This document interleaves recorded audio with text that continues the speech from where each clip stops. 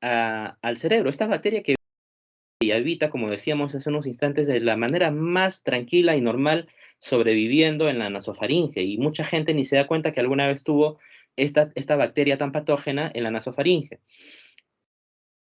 Y lo que sucede es que, ¿cómo adquirimos esta bacteria? Porque obviamente no nacemos con ella. La adquirimos ¿por qué? La adquirimos al estornudar, por ejemplo, o al estornudar la transmitimos a otra persona. Si nosotros estamos en contacto cercano con una persona que estornuda y esa persona tiene la bacteria en la nasofaringe, nos la va a transmitir. Pero si nosotros estamos bien, no va a pasar nada, si estamos bien inmunológicamente, ¿no? Pero sí va a haber esa transmisión. La transmisión es vía aérea, es vía aérea o vía oral, vía aérea, ¿correcto? A través del estornudo, a través cuando una persona tose, ¿correcto? Entonces, ahí vamos a tener una transmisión mediante el intercambio de secreciones respiratorias y de la garganta durante los contactos cercanos con el individuo. Y de esa manera vamos a adquirir a la Neisseria gonorrhoeae, a la Neisseria meningitidis, perdón, a la Neisseria meningitidis, al meningococo. Y una vez que adquirimos a la Neisseria meningitidis, puede persistir en la nasofaringe por mucho, mucho tiempo, porque va a tener una cápsula, ¿verdad? Tiene acceso a la nasofaringe, donde se adhiere, se va a adherir a la mucosa, tiene adhesinas, ¿verdad? Del epitelio mucociliar, y va a residir como un microorganismo comensal, se va a quedar ahí por mucho tiempo, va a ser comensal hasta que las condiciones ambientales, y más que ambientales, yo diría inmunológicas, hasta que las condiciones inmunológicas sean adecuadas para su diseminación, hasta que las condiciones inmunológicas sean adecuadas para su diseminación. ¿Bien? Entonces va a cruzar la barrera del epitelio de las mucosas por vía paracelular, transcelular, lo que ustedes ya conocen, que va a permitir la entrada al torrente sanguíneo. Y recuerden aquí puede haber esa ruptura también del epitelio vascular, creando amoratamientos, por ejemplo, ¿no? Entonces, va a haber este cruce de la barrera epitelial al torrente sanguíneo y a partir de ahí va a proliferar rápidamente a los distintos órganos creando sepsis o inclusive hacia la barrera hematoencefálica, ¿no? Entonces vamos a tener sepsis y eventualmente nos dice puede atravesar la barrera hematoencefálica, causando que, si atraviesa la barrera hematoencefálica, va a causar, pues, la meningitis. ¿Correcto? Bien. ¿Preguntas hasta ahí? Transmisión, no vamos a ahondar en eso, ya dijimos. Cuando una persona tose o estornuda, ya nos está contagiando de Neisseria meningitidis. ¿Tenemos que alarmarnos? No, no, porque si tenemos el sistema inmunológico, la bacteria puede estar ahí en la nasofaringe como comensal, ¿no? Como comensal solamente. Y obviamente, si nosotros estornudamos y tenemos la bacteria y el receptor es una persona inmunodeprimida, ¿verdad? Obviamente sí va a tener consecuencias, ¿no? Bien.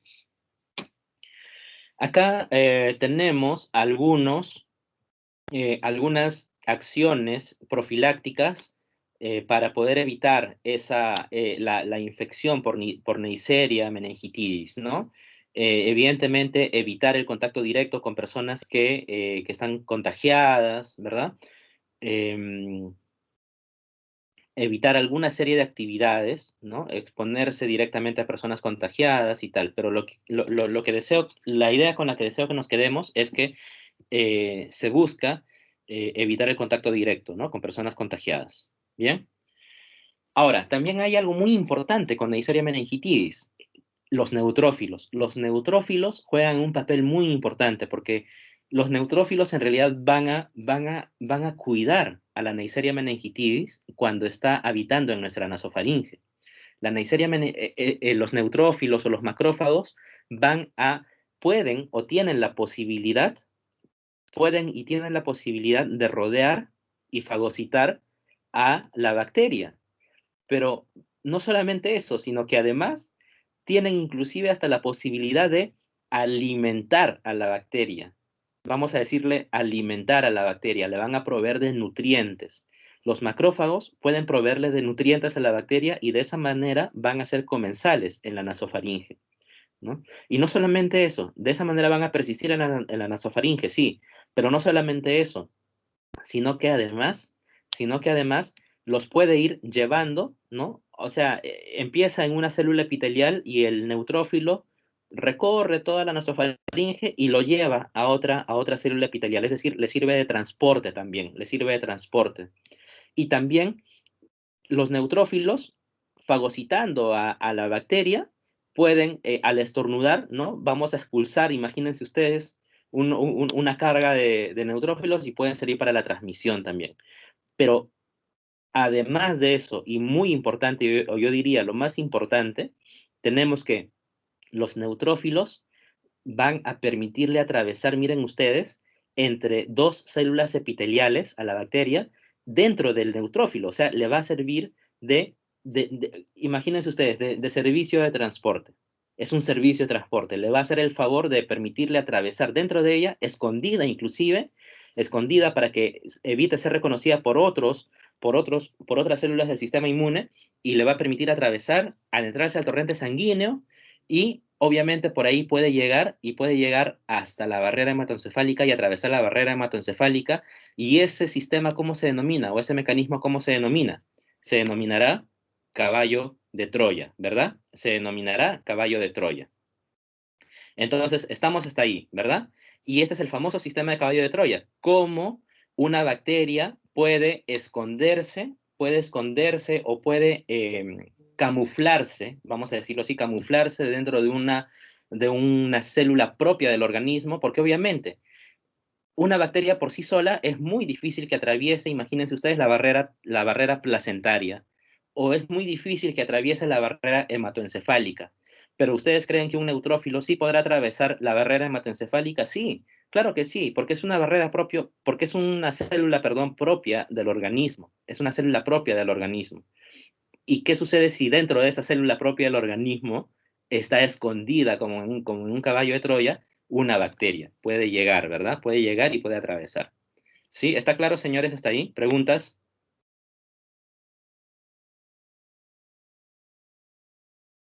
Todo claro, doctor. Continuamos. Perfecto, gracias. Perfecto. Doctor, yo tengo una Entonces, pregunta, a disculpe. ver, adelante.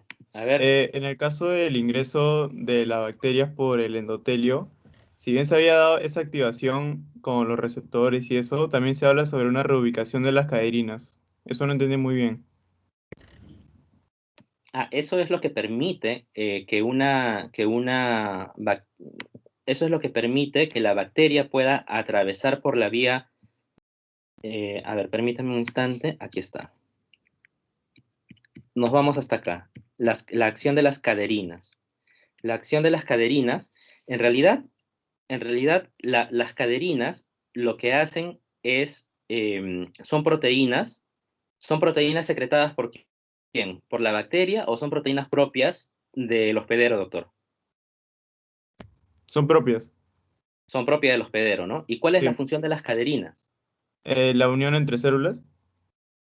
Las caderinas participan en la unión entre las células, participan y mantienen unidas la unión entre las células, permiten que se mantenga esa unión, pero va a haber una inactivación, y más que una inactivación va a haber una ruptura de esa unión conferida por las caderinas, y esa ruptura va a ser estimulada por la metaloproteinasa 8. ¿No? Entonces las caderinas cumplen una función especial relacionada a la unión de las células, a mantener unidas a las células, pero, pero, eh, pero las metaloproteinasas van a romper con esa unión. Entonces, están relacionadas a la unión, doctor. Es su función. Ya está ¿Bien? bien, doctor. Gracias. A ver. ¿Qué más tenemos por acá? La clínica. No vamos a andar tanto en esto, ¿no? Porque yo creo que ustedes ya lo han revisado. Los pacientes que pueden afectarse son los infantes, los niños, los adultos mayores, ¿verdad? Básicamente. Y miren ustedes, ¿ah? Infantes, niños y adultos mayores. ¿Qué es lo que les dice a ustedes estos rangos de edad o estos grupos etarios? Son aquellos rangos etarios en los que hay una poca desarrollada inmunidad, ¿verdad? o una deficiente inmunidad, como en el caso de los adultos mayores, ¿no? Entonces estamos de acuerdo con que la bacteria va a diseminarse, más aún si es que se trata de niños o de adultos mayores. Tenemos acá síndromes asociados a la infección por meningococo.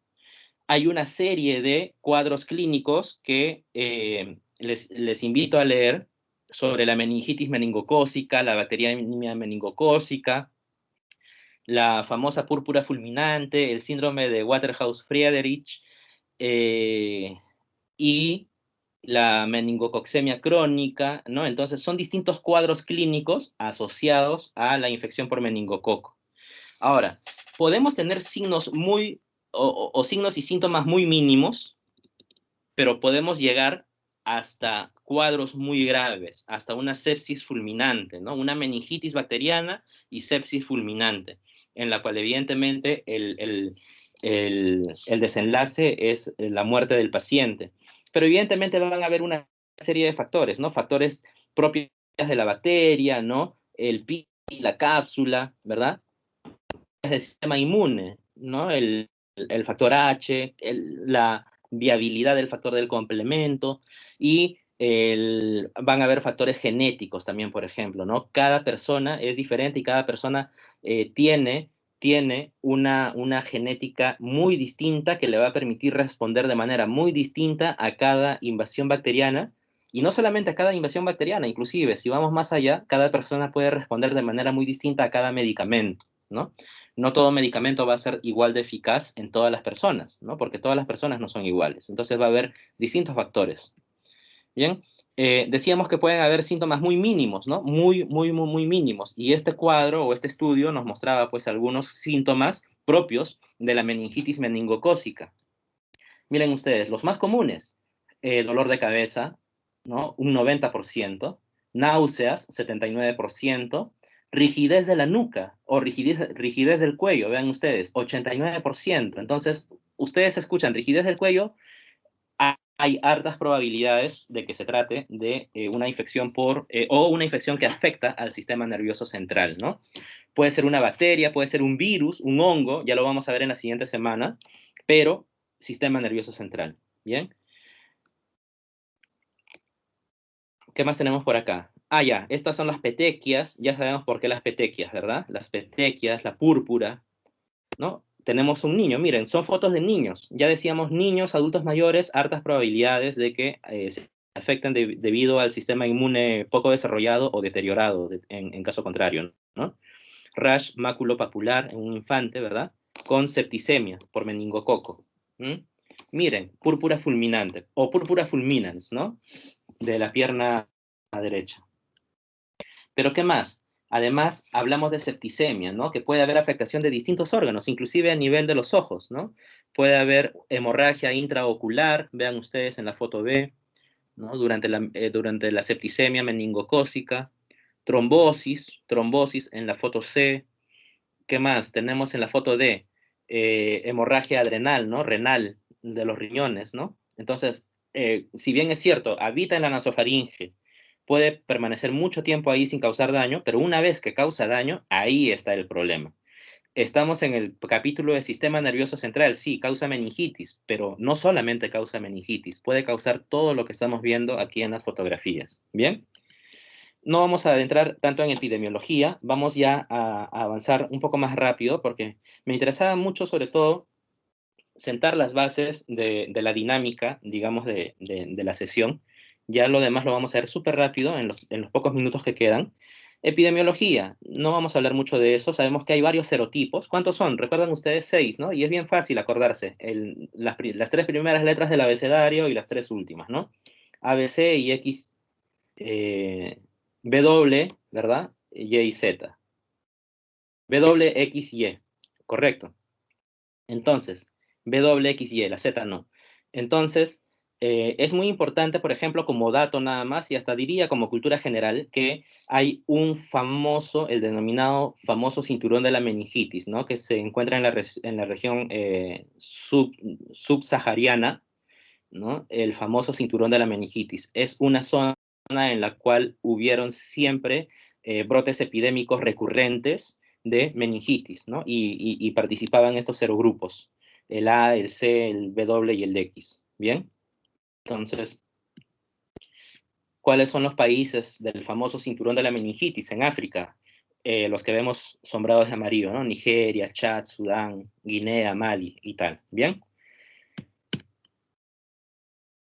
Bueno, por acá tenemos alguna distribución geográfica de los distintos serogrupos, ¿no? ¿Cómo estamos en Sudamérica? Miren ustedes.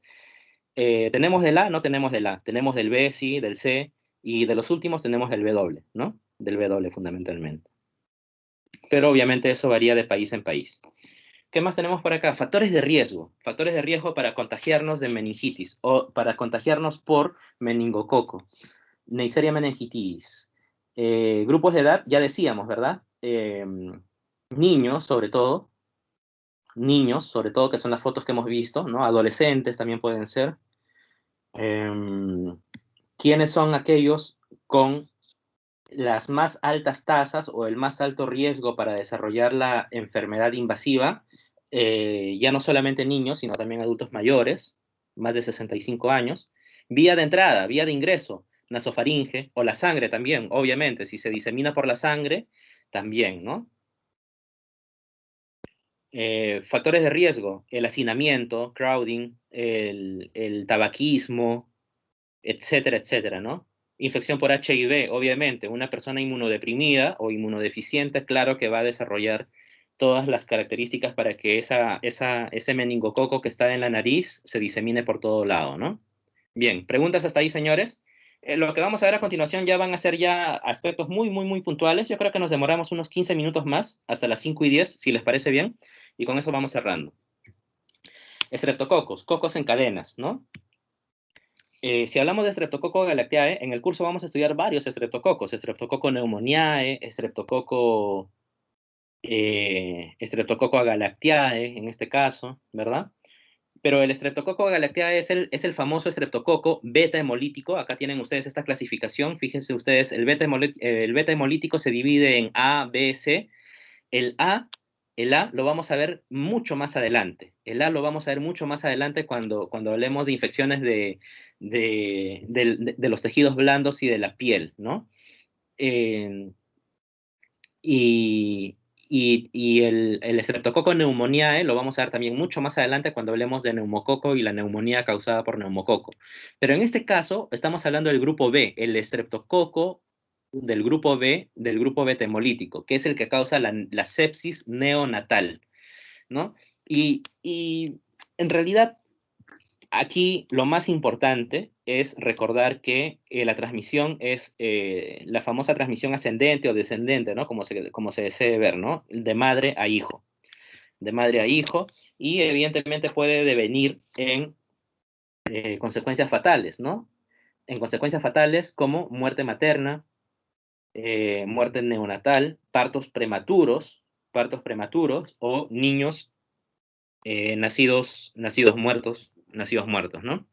Pero la pregunta es, ¿cómo es que ocurre eso? ¿Cómo es que ocurre eso?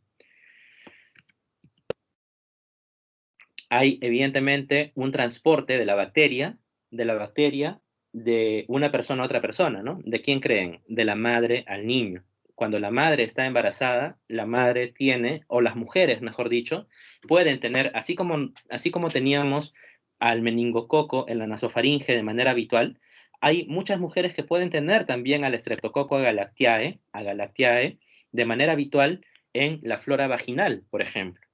Entonces, el embarazo puede transcurrir de manera habitual sin ningún inconveniente en el primer trimestre, segundo trimestre, pero terminando el segundo y durante todo el tercer trimestre, hay alto riesgo de, si se dan las condiciones inmunológicas, para que ese Streptococcus galactiae que está en la flora vaginal pueda estar alerta, pueda estar al tanto, esperando el paso del niño que va a atravesar el canal vaginal a través del parto natural, a través del trabajo de parto natural.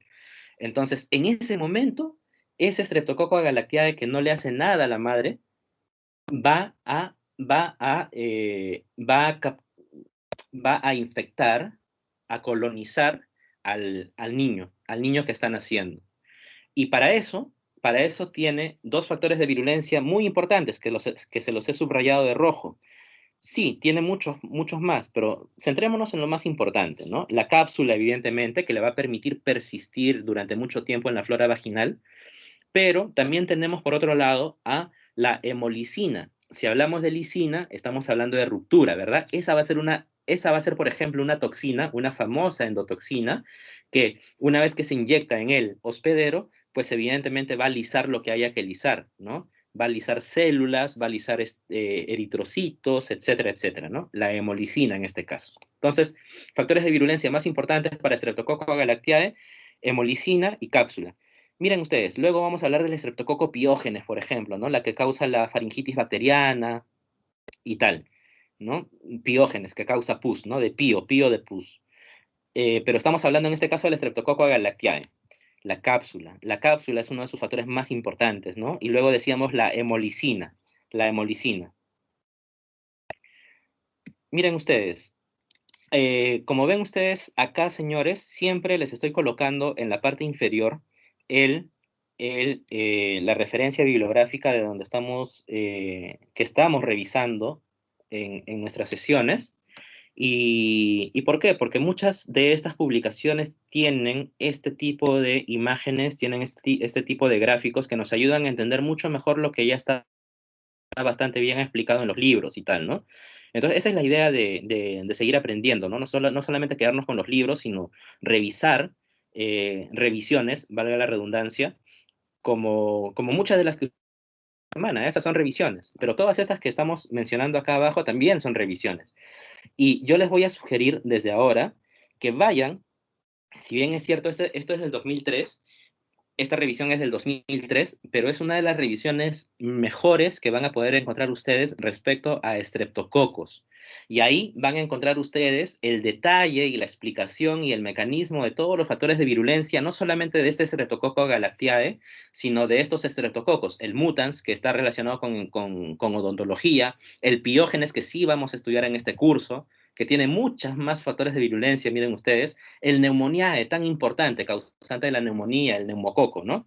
Entonces, yo les sugiero entrar a PubMed e ir buscando, e ir leyendo, e ir estudiando esta revisión, ¿no? La patogénesis de las diferentes infecciones estreptocócicas por Mitchell, del 2003, ¿bien?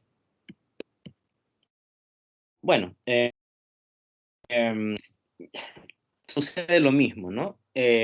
Respecto al mecanismo de caballo de Troya y tal, y ese es el mecanismo por el cual el Streptococcus galactiae, que está en la flora vaginal de la madre, ¿verdad? Va a atravesar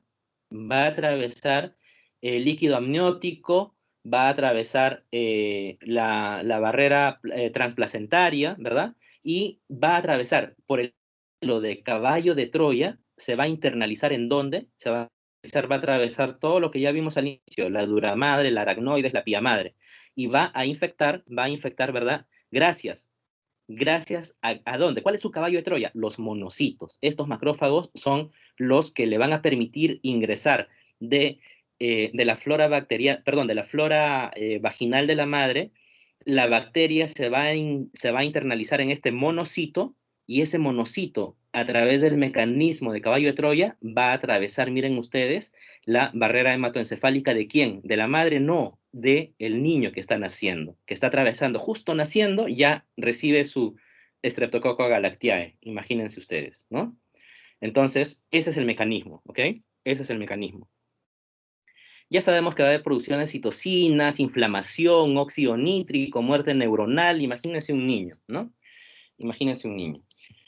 Bueno, son las distintas capas, ¿verdad? El corion, el líquido amniótico, la decidua y tal. Todo eso es lo que va a atravesar la bacteria, pero ¿cómo la va a atravesar? A través del mecanismo del caballo de Troya. ¿Y cuál es el caballo de Troya? En este caso, los monocitos. ¿Bien?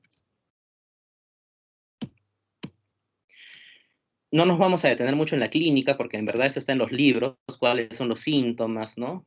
Pero sí es importante que sepamos, por ejemplo, este autor nos presenta o clasifica la infección la infección por Streptococcus galactiae en dos tipos de infección, las de inicio rápido y las de inicio tardío.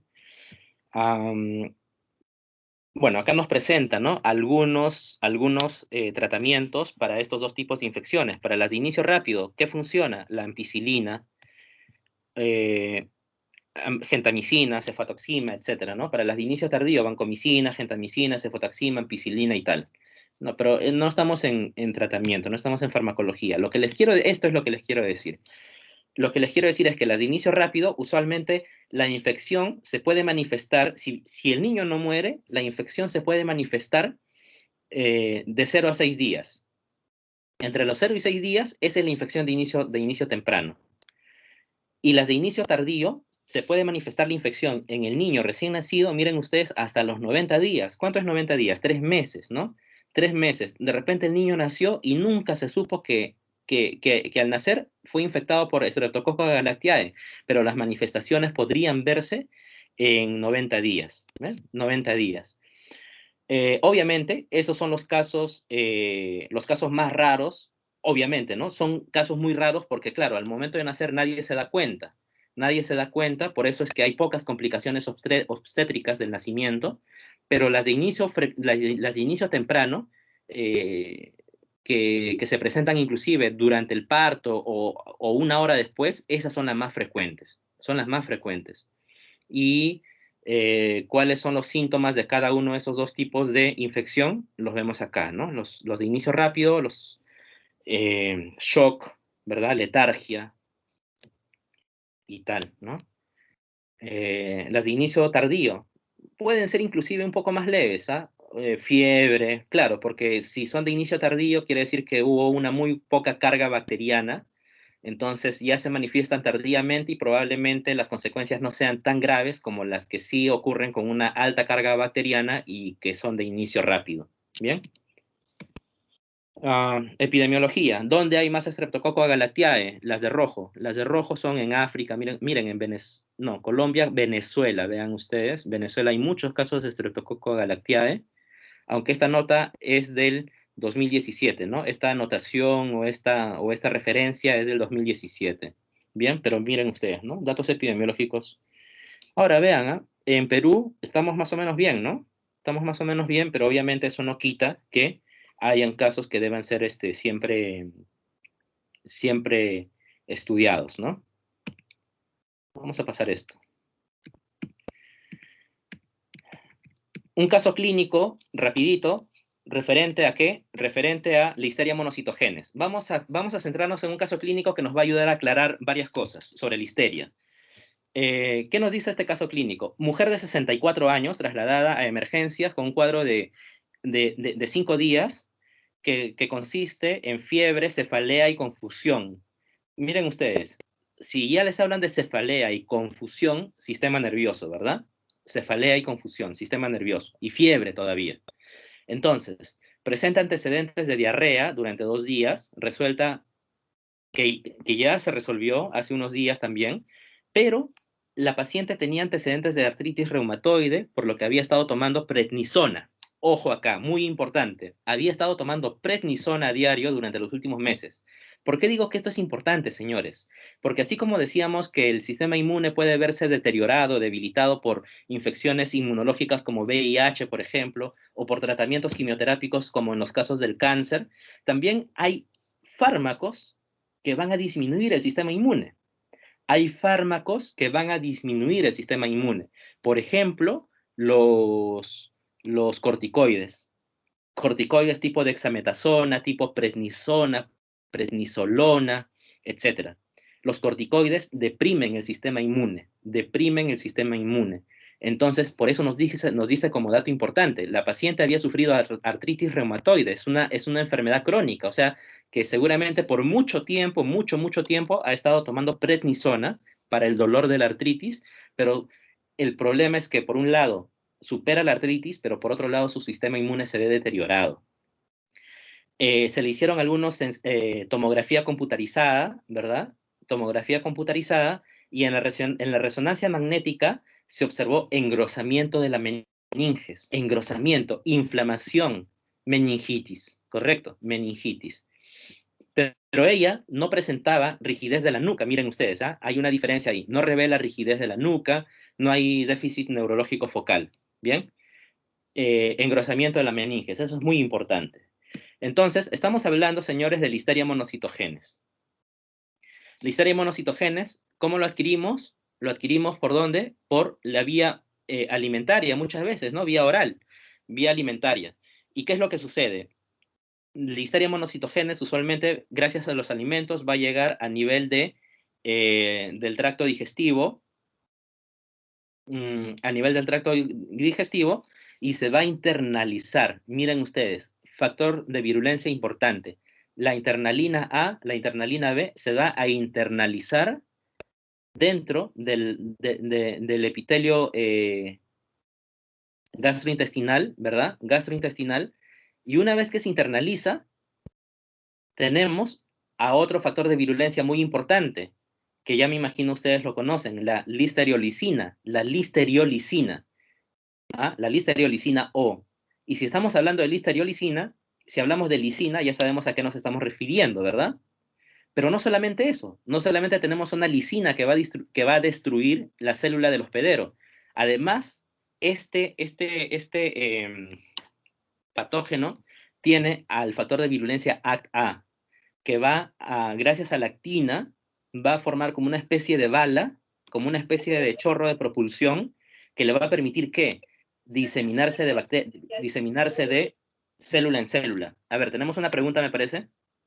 A ver, vamos a hacer una pausa hasta ahí para dar pase a nuestros compañeros que desean intervenir. ¿Bien? A ver, en primer lugar tenemos a... A ver, permítame un instante. El doctor Emerson Ajip. Kevin Emerson. Doctor, creo Sí. que, bueno, tenemos clase a las 5, ya pasó con microbiología práctica. Ah, ¿tienen micropráctica? Vayan. Sí. Sí, yo ya estoy terminando, me Pero quedan 5 lo de la minutos más. lo de la asistencia, como...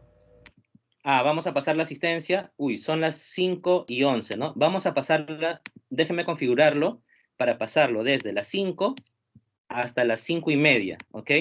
Gracias por hacerme acordar, doctor. Vamos a configurarlo para pasarlo desde las 5 hasta las 5:30. Ahorita les paso el link, ¿ya? De 5 a 5:30. Eso quiere decir que ahorita está activo. Les estoy compartiendo. Permítame un segundo. Copiar el link.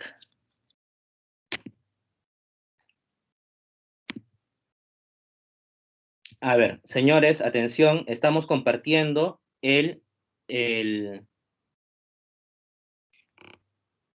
estamos compartiendo el link, ¿ok? Entonces, ahí está. Sí lo reciben todos, ¿verdad? Perfecto. Vamos a cerrar rápidamente, entonces. Vamos a cerrar rápidamente. Como les decía, la filosofía es la misma, ¿no? Internalización, factores de virulencia específicos, en este caso la internalina. Luego tenemos a la listeriolicina, que como lisina va a destruir el epitelio, ¿verdad? Gástrico en este caso. Tenemos a la actina A, que le va a permitir pasar de célula en célula. Y la misma historia. En realidad es la misma historia que hemos conversado. Centrémonos en la listeriolicina, la internalina que le permite entrar, la listeriolicina que le permite romper y la actina que le permite atravesar de célula en célula. ¿Ven? Bien, entonces, además, esto ya lo hemos revisado, me parece, ¿verdad?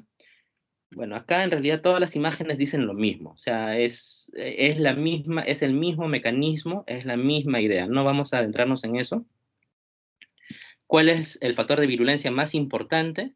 Es la internalina A, la internalina B, la proteína de unión de actina, ¿verdad? Que le va a permitir motilizarse o movilizarse, ¿no? De célula en célula. Transmisión alimentaria, ya sabemos.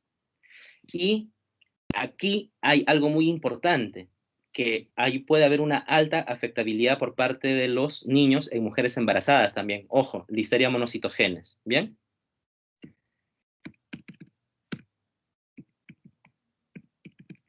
Finalmente, Clostridium tetani. Tiene la forma de una comita, ¿verdad? Tiene la forma de una comita y obviamente es transmitido por la mordedura de perros. Perdón, puede ser transmitido por mordedura de perros, pero sobre todo, por fierros oxidados, por metales oxidados y tal, ¿no? ¿no? Por piercings, ¿no? Entonces son todas las vías por las cuales se puede transmitir el tétano, ¿no? Esto se descubrió hace muchos, muchos años. Esta es una imagen del año del siglo XIII, en donde esta pintura describía cuál era la posición en la cual se ponían los infectados con tétanos. Obviamente en esa época no se conocía, pero ya llamaba mucho la atención, miren ustedes, la rigidez. Si hablamos de rigidez, hablamos de el sistema nervioso, ¿verdad? Entonces, Clostridium tetani, nuevamente, factores de virulencia importantes que considerar. La tetanolicina. La tetanolicina responsable de las manifestaciones clínicas del tétano. ¿Por qué? Porque esta lisina, su nombre lo dice, va a romper ¿qué tipo de células? Células neuronales, señores. Células neuronales fundamentalmente. Tenemos además la DNAasa. Esta enzima va a destruir el DNA de las células del hospedero. Entonces miren ustedes lo contundente que es, ¿no?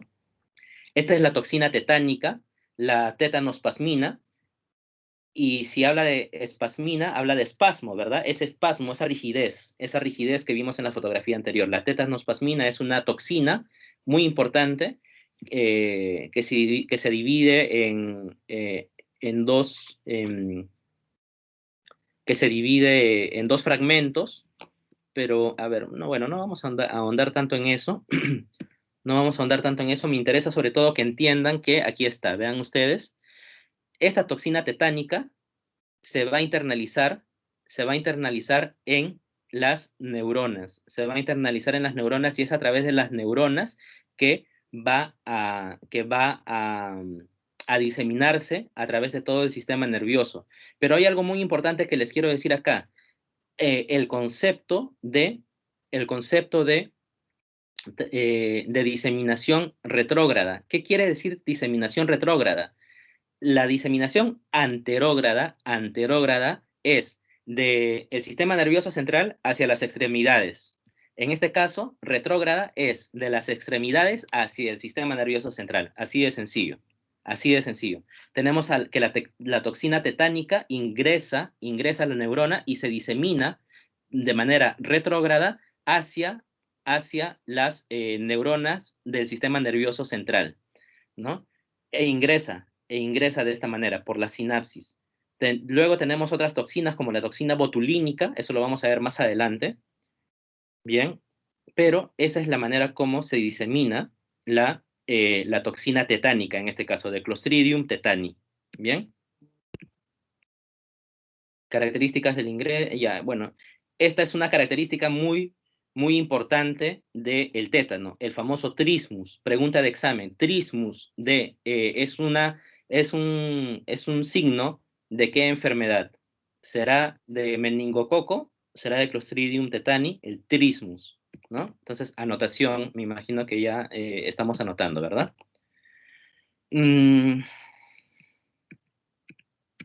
¿Preguntas hasta ahí, señores? Todo lo demás en realidad es información. Bueno, en realidad esto no estamos en clase de teoría, es una sesión más que todo para aclarar, espero, algunos conceptos. ¿Preguntas hasta ahí?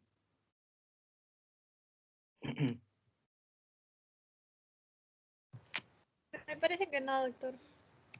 Bien, perfecto. Los doctores que tienen clase, por favor, terminen ya o vayan terminando de pasar asistencia. Todos pasaron asistencia. Estoy recordándoles que tienen una asistencia que pasar. Antes de que se retiren, permítanme colocarles nuevamente el link para que no haya confusión de que no se pasó. Aquí está nuevamente el link. Está activo hasta las 5:30, ¿ok? A ver, vamos a ver. Tenemos una mano levantada por acá.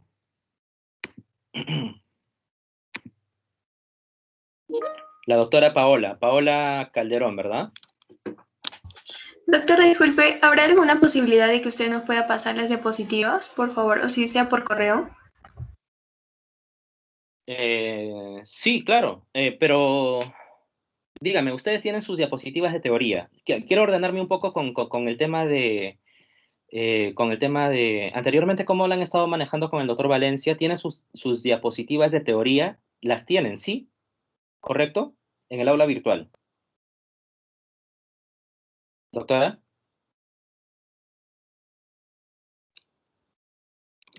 Uy, se fue la doctora, me parece. Pero bueno, sí, se las puede enviar, claro que sí, con mucho gusto. Lo que voy a necesitar en todo caso es enviárselo a alguien para que lo pueda distribuir, ¿no? Para que por favor tenga la amabilidad de distribuirlo.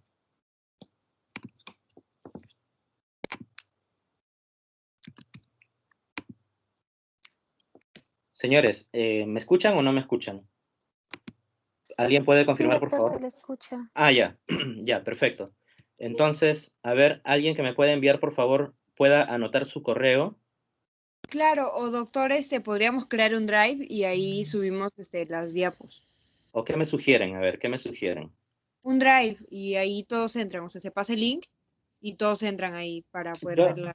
Hagamos algo más práctico, ya que está hablando, ya que está dando la muy buena idea la doctora de un drive, lo que podemos hacer es, yo les he agregado en un grupo de Teams, ¿no? Somos todos, somos el grupo Seminario Microbiología 2022, ¿no? Los que están conmigo en seminario. Entonces, ¿les parece si ahí les cuelgo? Ahí puedo adjuntar el archivo, lo convierto, permítame unos instantes luego, y lo coloco ahí. Es más, hagamos el intento. Si es que alguien todavía no está tan presuroso de irse. Los que ya tienen clase, vayan por favor a su clase. No se retrasen con eso. Yo voy a colocar aquí el archivo. A ver.